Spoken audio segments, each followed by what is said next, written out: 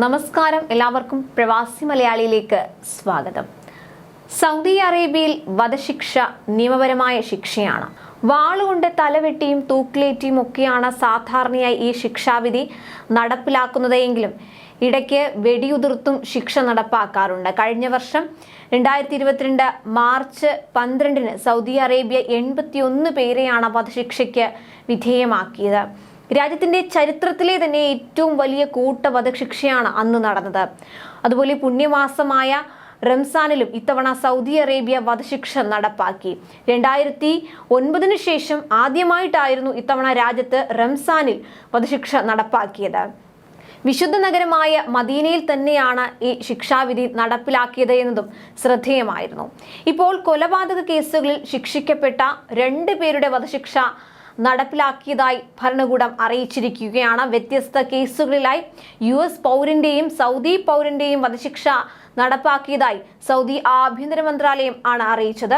സ്വന്തം പിതാവിനെ ക്രൂരമായി കൊല ചെയ്ത കുറ്റത്തിനാണ് അമേരിക്കക്കാരന്റെ വധശിക്ഷ നടപ്പാക്കിയത്. പ്രതി ഹാഷിഷും ലഹരി ഗുളികകളും ഉപയോഗിച്ചിരുന്നു. ഈജിപ്തുകാരനായ തന്റെ പിതാവ് നാജി നസീഫിനെ മുഖത്ത് മുഷ്ടി ചുരുട്ടി നിരവധി തവണ ഇടിച്ചും ശ്വാസം മുട്ടിച്ചുമാണ് ഇയാൾ കൊലപ്പെടുത്തിയത്. അപ്പീൽ കോടതികൾ ശിക്ഷ ശരിവെച്ചതോടെയാണ് വിധി നടപ്പാക്കിയത്.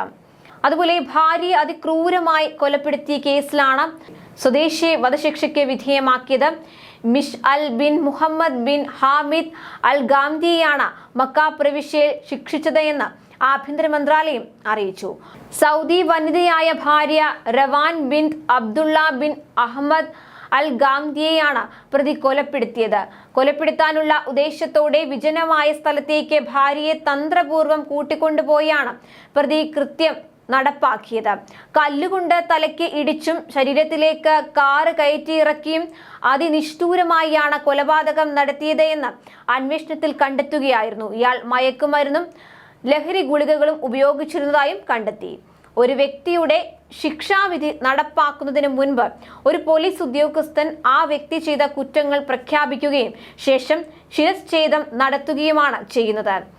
ഒരു മെഡിക്കൽ എക്സാമിനർ മൃതദേഹം പരിശോധിച്ച് കുറ്റവാളി മരിച്ചതായി പ്രഖ്യാപിച്ചതിന് ശേഷം ശിരച്ഛേദം ചെയ്യപ്പെട്ട കുറ്റവാളിയുടെ കുറ്റകൃത്യങ്ങൾ ഒരിക്കൽ കൂടി പ്രഖ്യാപിക്കുകയും നടപടിക്രമങ്ങൾ പൂർത്തിയാക്കുകയും ചെയ്യുന്നതാണ് രീതി. നിരവധി ആളുകളുടെ ജീവന് ഭീഷണിപ്പെടുത്തുന്ന ഏതെങ്കിലും പ്രവൃത്തി ചെയ്യുന്നത് ഒഴികെയുള്ള കുറ്റകൃത്യങ്ങളെ വധശിക്ഷയിൽ നിന്ന് രാജ്യം ഒഴിവാക്കി എന്നായിരുന്നു സൗദി ഭരണാധികാരിയും കിരീടാവകാശിയുമായ മുഹമ്മദ് ബിൻ സൽമാൻ രാജകുമാരൻ ദ അറ്റ്ലാന്റിക് മാസികയ്ക്ക് നൽകിയ അഭിമുഖത്തിൽ പറഞ്ഞത്. എന്നാൽ രാജ്യത്ത് മയക്കുമരുന്ന് കുറ്റകൃത്യങ്ങൾക്കുള്ള വധശിക്ഷ കഴിഞ്ഞ വർഷം പുനരാരംഭിച്ചു. കൂടുതൽ പ്രവാസി വാർത്തകൾക്കായി ഈ ചാനൽ സബ്സ്ക്രൈബ് ചെയ്യുക.